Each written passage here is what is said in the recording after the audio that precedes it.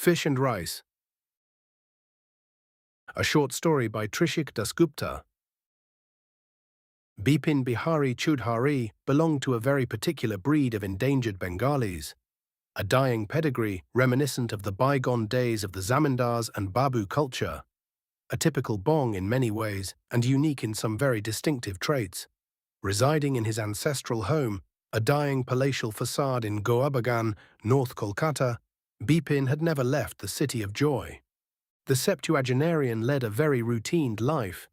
His day began at 4 every morning through the ritualistic gargling with saline water, which according to his wife Marinalini could raise the dead from its burning pyre. This was followed by a voluntarily induced vomiting caused by deep throat fingering, the yogic cleansing act of Kunjal Kriya. It produced one of the weirdest sounds that no one would desire to hear at the break of dawn every morning. Bipin was a highly superstitious and religious man. Right after cleansing his throat and taking a bath to clean his body, Bipin would concentrate on purifying his soul by offering an intricate and clamorous hour-long prayer to his favorite deity, goddess Kali. Completing his other disturbing morning rituals, sharp at 5, Bipin would prance out of the house, wearing white canvas keds and red socks, along with his usual dhuti Punjabi. 10 loud cries of Joy Ma Kali would announce Bipin's exit from the house, of course to the relief of his neighbors. 15 minutes of speechless power jogging, with occasional nods and clasped hand namastes to fellow walkers, Bipin circled the Hedua Talab swimming pool like a wound-up tinker toy. Then he would spend the next 30 minutes socializing with fellow pseudo-comedians through artificial bursts of frantic laughter at the Young at Heart Laughter Club, which gathered beside the sacred banyan tree on the fringe of the Talab. All of his other morning outdoor activities ended at about 8 a.m., when Bipin performed the most important act of his existence. He had never missed doing this for the last 50 years. Rain, hail, or thunderstorm, nothing had ever dithered him from buying fresh fish at the Maniktala Bazaar fish market. He could reschedule or skip any other activity to perform this fish-buying ritual, except on Tuesdays and Saturdays, when he became a complete vegetarian to please the goddess. Bipin Babu was one hell of a fish-crazy Bong. He trusted no one and had to buy the fish himself. More than eating, it was the sheer act of buying which excited him. It was an act that he had mastered for over half a century. And the Maniktala Bazaar market proved to be his ideal fishing grounds. The earliest reference of Maniktala Bazaar is found on a map drawn by Captain Mark Wood of the East India Company in 1784. For more than 2 centuries now, this wet and dry market has been in existence, and Bipin Bihari was perhaps its biggest living fan, most ardent customer and greatest beneficiary. The morning of July 4th in 1998 was no different. Bipin got up at his usual time and followed his morning antics one after the other like clockwork. However, something felt off. His gargling water was not at the right temperature. He nearly choked while performing Kunjal Kriya. He could not find his socks for a good 10 minutes. He instantly knew that it was one of those days with a faulty cosmic alignment. This meant he had to be extra cautious in doing everything and had to please the goddess more than ever. Ma Kali might have been offended with him for some very serious and unknown reason. The run at the park had its share of hitches. Dur Shala cursed Bipin, accidentally stepping on something brown at the entrance of the Talab. This resulted in a hilarious display of the weirdest moonwalk. On the nearby sandpit that one could ever witness, Bipin's attempt to cleanse his soul of dog she. Occasionally grazing the sole of his shoe on rough surfaces here and there, Bipin made his way to the bazaar, skipping Laughter Club for the day. His stint at the bazaar proved to be equally ill-fated. A broken water pipe had turned the fish-selling area into an ankle-deep wading pool. Fish blood and guts floated freely amidst the chaos. However, nothing discouraged the usual horde of fish-crazy Bongs, and certainly nothing could stop our beloved Choudharee Babu. Ki re bhola, katla ta koto re. Hey bhola, how much for the katla fish? Inquired Bipin with one of his patent fishmongers. Agi chasho kota, just 400 rupees, sir, replied a toothless pan-chewing relic of an emaciated fish seller. Shooting his clenched fist skywards, Bipin cursed Bola for being a dacoit. The price, according to our Babu, was too high. It was really turning out to be an ill-fated day. After a 1.5 hour of elbow jabs, headbutts, and rigorous negotiations, Bipin was yet to buy his fish. Either the price was too high, or the maestro spotted a defect in the ware.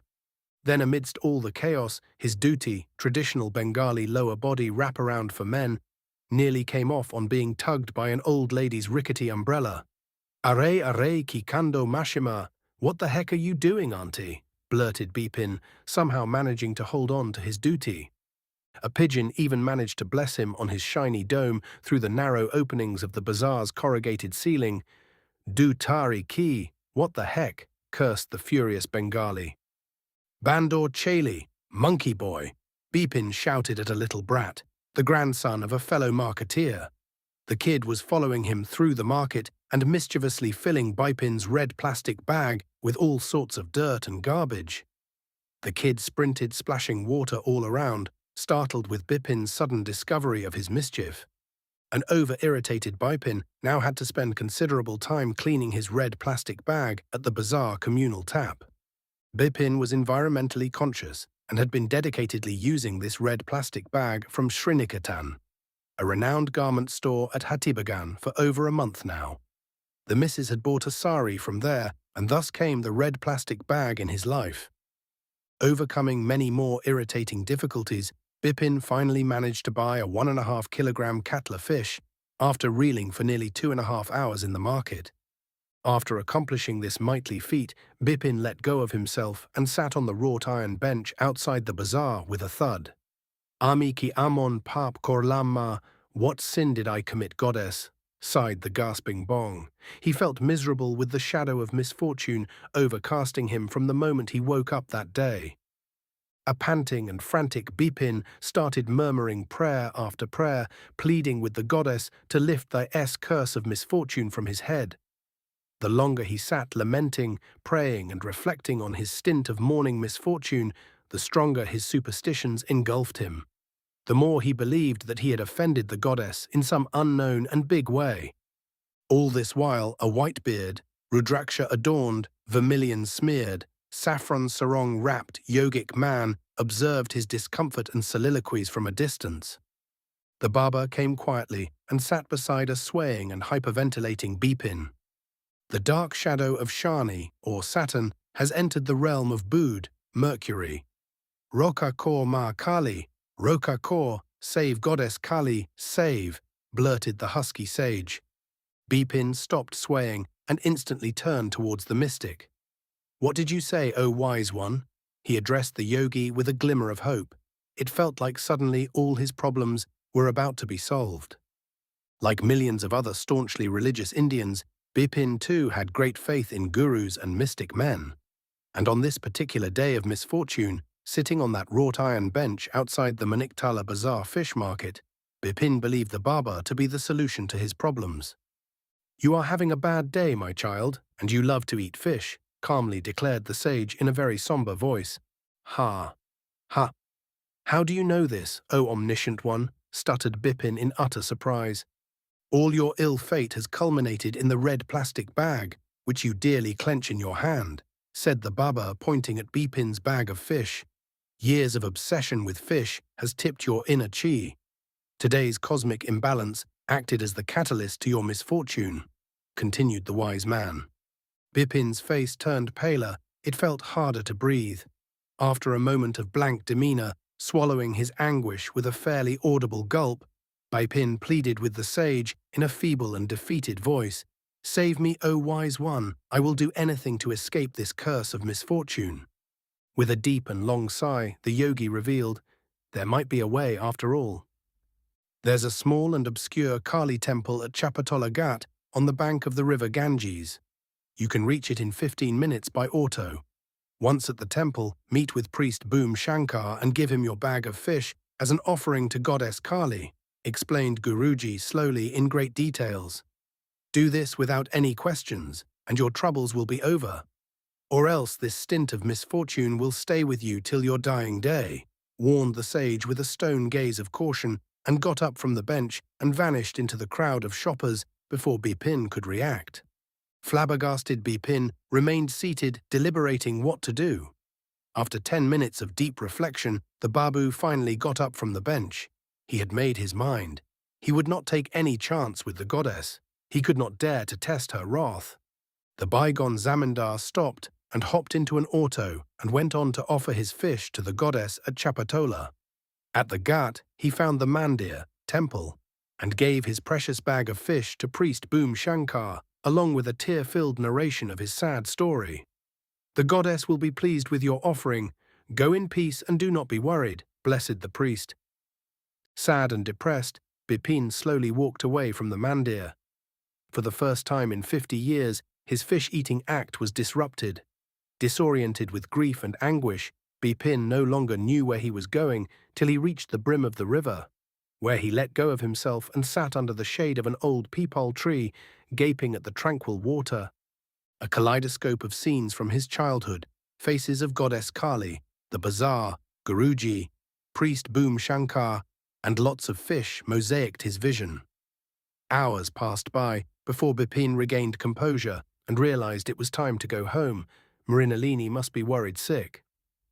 As he got up and started walking away from the bank towards the connecting road, he heard a very familiar husky voice and a group of men talking.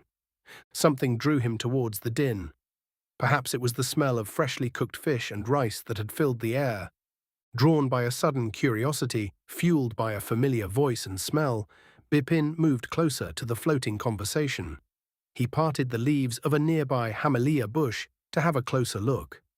There he saw Guruji from the bazaar, along with priest Boom Shankar and two other sadhus gourmandizing freshly cooked katla fish with steaming white rice, and in one corner fluttered Bipin Babu's red plastic bag. The end. Copyright 2020. Trishik Dasgupta.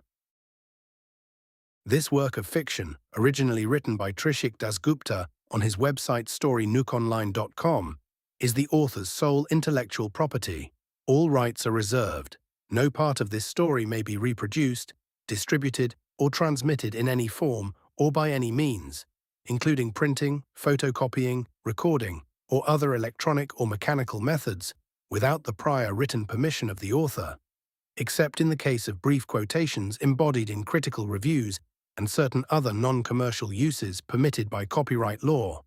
For permission requests, send an email to the author at trishik@gmail.com.